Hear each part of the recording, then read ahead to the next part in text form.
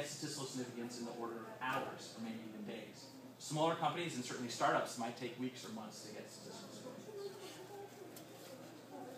How deep is the variation? Like you tweak the homepage, can you like tweak the entire site for a specific group of users and then test it on them, or do you have to like create individual variations and just have like one path for all of them? Yes. So the question is, can you use Optimizely, I guess, to help do an experiment across an entire site as opposed to when maybe specific tweaks? I'll show you some examples of that. So you can do that with Optimizely. This is something that it was really important to us early on in building the product, is to enable people to run experiments across dynamic websites. So for example, in this case, if I actually wanted to run an experiment that's maybe not on the hero graphic, but maybe on the top nav, so these things here on the top, if I wanted to maybe, let's say, create a website, make that more prominent, I can actually just drag it over or maybe get rid of it. And when you do that, you now have a variation that's common for your entire site. The way you actually run that is we have this targeting feature that allows you to just run it across either exact match, substring match on the URLs, so it can be just a total site nav experiment. Or we have a bunch of custom targeting conditions where you can really define the population of people who see this experiment. It can be based off of geolocation. Maybe you only want people from Iraq to see a particular variation or a particular experiment. And we give you a lot of flexibility to be really fine-grained to enable you to do that, from average best to segmentation, eventually to personalization. Yes? What's the biggest challenge you ran into while building Optimizely? The question is, what's the biggest challenge we ran into when building Optimizely? We have several, so many challenges come to mind. I think one of the bigger systemic long-term challenges will be hiring. I think right now, especially in the market we're in, our biggest competitors are actually people starting their own company, people going to Y Combinator or there's other accelerators. It's never been easier to start a company. And so the folks that we look to hire are very entrepreneurial in and of themselves. And we have to make a compelling case for why Optimizely is the best place to go to learn the skills that will help you be successful as an entrepreneur on your own. And that's one of the realizations I had, having gone to Google, hoping to get that from Google, and realizing at Google you learn a very narrow part, at least in my role, just on product, on engineering. But you learn nothing about sales, marketing, support, PR, legal, all of the things that go into building a company. I wish what I had done is actually gone to an early stage startup, learn the things they did well, copy that, learn the things they did poorly, fix that, and then start my own company, hopefully from those experiences. How would you describe your company culture? How would I describe my company culture? I'm glad you asked that. So I can describe my company culture in 6 words. I swear I did not plan that question. You amplified.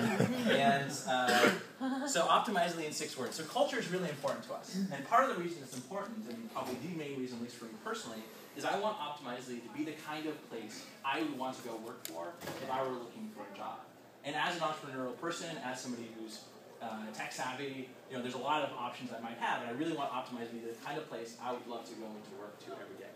And so we went through an exercise pretty recently where we, as a company, tried to figure out what are the things we love so much about Optimizely, about our colleagues, about the company, all of the things that really made a big difference to us from a culture perspective. And these are the 6 words that we came up with. The first is ownership. At Optimizely, we really empower people to own what they work on, both the successes and the failures. And this is something that I realized as a founder of the company, is that I can't do everything. Reality is I shouldn't be doing anything. I should find people who are much better at what they do, like Kara is in marketing, and help them be successful in what they do, enable them, give them ownership, and then get out of the way and help them any way I can. And we hope that trickles to everyone else in the company as well. We want people to own their successes and mistakes, because if you're an entrepreneurial person, you don't want to be in an environment where you don't have ownership. The second is passion.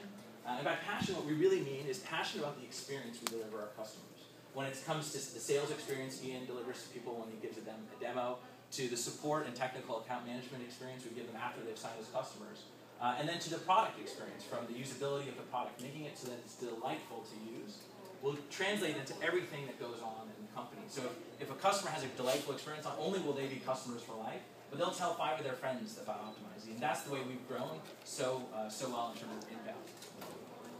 Trust is another big one. We really trust each other to get things done.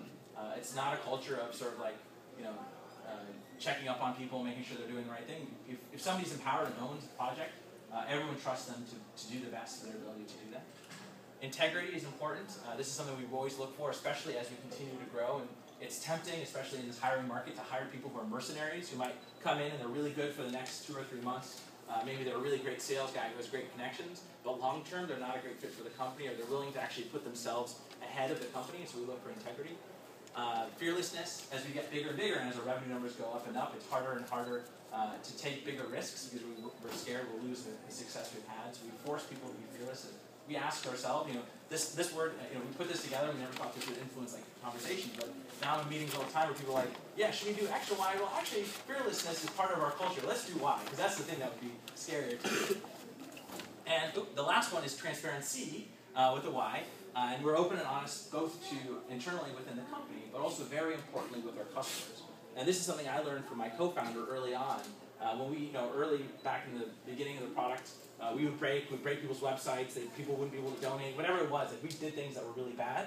And unlike many companies where their natural response would be to be protective and say things like, I'm sorry for the inconvenience, we went much further and we actually just admitted, hey, we screwed up, this is what went wrong, this is why it went wrong, here's why that's never going to happen, and here's why things like that will never happen again. And we're very open and honest with our customers. And the surprising thing is that now the relationship we have with them was much better than had nothing ever gone wrong in the first place. And now they trust us to be the kind of company that will be open and honest with them and really have transparency around things that go wrong. So to answer your question, how do I describe Optimize's culture? Optify. Any other questions? What kind of feedback do you get from your customers? The question is, what kind of feedback do you get from your customers? So this is actually something that was really important early in our company's growth because early on, the hardest thing to do was to say no, because we had this long list of things we knew we needed to get done to be successful. And if we go to, for example, a sales meeting with a potential customer, most of the conversation, like 2 years ago, when we're just in the infancy of our company, would be, oh, can you do targeting? Can you do traffic allocation? Can you do multivariate testing? Can you do CSS? All these things that were really important. And so in the beginning back then, we would say, oh, it's on the roadmap, it's on the roadmap. The feedback we got was pretty good because over time, we would just go ahead and build those features. And so now people ask, do you have targeting? Oh yeah, we have targeting, it's right here. Do you have traffic allocation? Yeah, it's right here. And so that was a really valuable process for us to make sure that we're building something people want. So early on, that was critically valuable. Today, as we've grown and scaled, now we get all kinds of feedback. We'll get post-sales feedback around things that will help companies be successful organizationally that doesn't have to do with the product, but you know, how do you make sure that my boss is bought in, or how do you get shown ROI to the business, especially in these bigger enterprise deals. Overall, people love the product, and that's the only way we've been successful is because the product is the kind of product people have a delightful experience and they tell somebody else about it.